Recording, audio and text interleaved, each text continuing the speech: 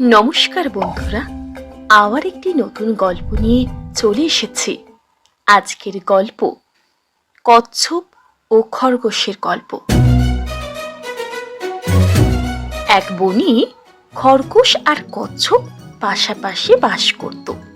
দুইজনের মধ্যে বেশ বন্ধুত্বও ছিল, কিন্তু মাঝে মাঝে খুব ঝগড়াঝাটি যে হতো তা নয়।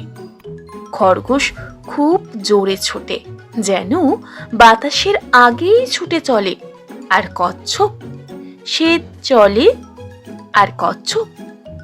চলে ধীরে ধীরে হেলে দুলে। কচ্ছপের ওই হাঁটা দেখে একদিন খরগোশটি হেসে বলল,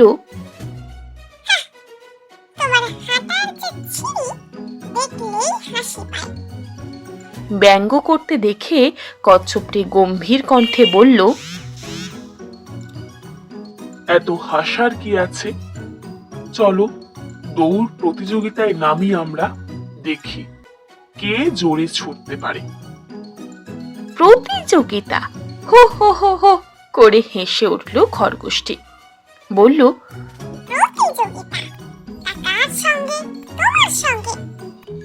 বলেই আবার হো হো করে হাসতে লাগলো। আচ্ছা, তুমি যখন নিজের মুখে বলছো তবে তো রাজি হতেই হয়।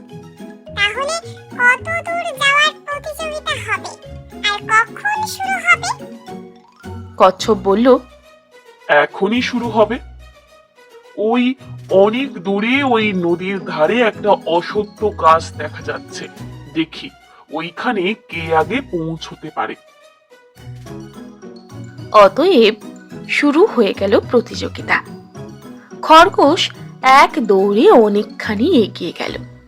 পেছন ফিরে তাকিয়ে দেখতে পেল কচ্ছপ বলতে গেলে সেখানেই পড়ে আছে। সেদিন রোদের তেজ ছিল খুব বেশি। পাশেই গাছের নিচে একটু ছায়া দেখে খরগোশ ভাবল, একটু বিশ্রাম নিলে ভালো হয়। এখানে পৌঁছতে কচ্ছপের অনেক দেরি আছে, একটু বিশ্রাম নেওয়াই যাক। হঠাৎ করেই ফুরফুর করে হাওয়া বইতে লাগলো। গাছের ছায়ায় বসে মিষ্টি ফুরফুরে হাওয়ায় খরগোশের ঘুম পেয়ে গেল। খরগোশ যে কখন ঘুমিয়ে পড়ল তা সে নিজেও জানতে পারল না।